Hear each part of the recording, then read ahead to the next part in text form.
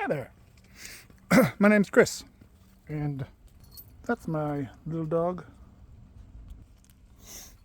I ride motorcycles, but it is, and I got another dog here too, but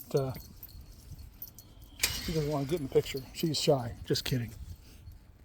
That's Peaches. Anyway, as I said, I ride motorcycles, but as I just shot before, just a second ago, it's the middle of winter time. And I don't think I'm going to be doing any type of motorcycle riding really soon. But I thought I'd get out and get ahead of this new YouTube thing that I'm trying to start. And kind of figure out, hey, what am I going to say to you guys? Well, as my channel is called Chris Rides a Harley with Jesus Christ on the back. But anyway, as I was saying, I was just going to come to you guys as a just a new guy to the YouTube market and kind of be, well, what can I say? Give you my story. I started riding Harley Davidsons about 2018. I was not I was not old or new. I hadn't been riding motorcycles for very long. I rode it when I was a kid, and I always wanted to ride motorcycles, but my little dog was twisting me around. But it wasn't until 2018 where I actually got off my butt and took a class at the Harley Davidson dealer and decided here we go. I was sitting around the gazebo that you might have seen back there. Come here, little boy.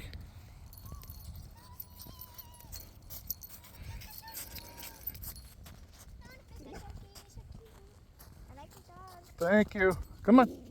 Oh, stop. Come on.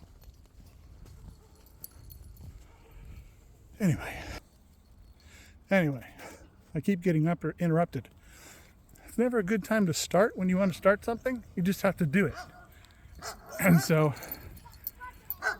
I took the class, but this was after like a little bit of a motivation from my father-in-law and my mother-in-law. My father-in-law has been riding motorcycles for forever. Anyway, hold on. My dog, the little scrappy dude. He is something else. Come on.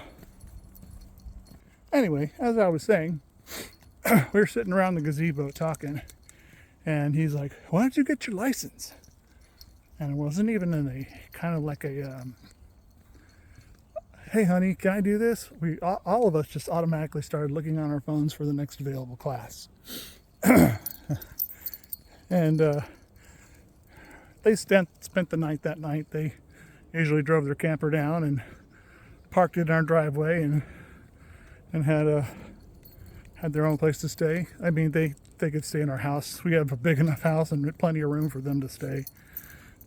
But they like their own space. My mother-in-law liked to smoke, and we don't have that in the house. But anyway, and then as we were going in the house, my wife's like, "Hey." I'm like, "What?" "Thanks for asking." I was like, "What?" If or whatever. I'm like, "I'm sorry, you just started looking and you found the dates." I'm like, "I figured you didn't mind." She didn't. She was just being a smart ass. Anyway, and you'll probably get to know her too. My dog. Come on, boy. Hey. What are you doing? He's a 4-month-old puppy. Dachshund. Anyway, as I'm going through the class, I passed with flying colors. My first motorcycle, who was a Heritage Classic. It was a purple little beast. I'll probably put in a little clip here or there because I still have some old videos of that. And it was cool for me for a few 30 years. I rode that thing everywhere. I mean, everywhere around here and where we live in Maryland, but not around like states and stuff like that. Never went on one of those long trips that I've always wanted to. The biggest reason why I'm doing this is to connect with a few people out there that might have gone through the same type of experience, but going through all those few years and the experience that you get riding motorcycles and becoming new to the road, and you start feeling what it means to be a motorcyclist, or I don't want to say a Harley Davidson rider, but it's a Harley Davidson rider or a Indian rider or whatever. But you get what people feel that you can never really explain to somebody unless they've either been on the back of a motorcycle or they've been on a motorcycle and they understand the meaning of what you say when you say freedom.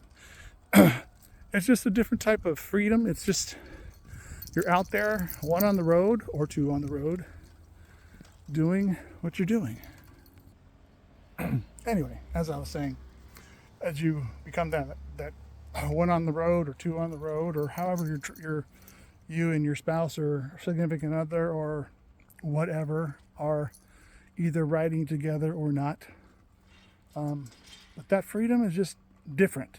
It's not like the freedoms that we have here in the country. Those are freaking awesome anyway. But it's just different. Anyway, I have been the unlucky survivor. Well, lucky survivor, but an unlucky person who's been in a major motorcycle accident. I nearly died 3 times. A couple of times on the operating floor, on the operating table, and I think a couple of times during recovery and stuff like that, which I'll probably get into a little more detail later. But when I say riding with Jesus Christ, I mean I'm riding with Jesus Christ. I'll go into further explain that even more as we continue this. But as one of those survivors,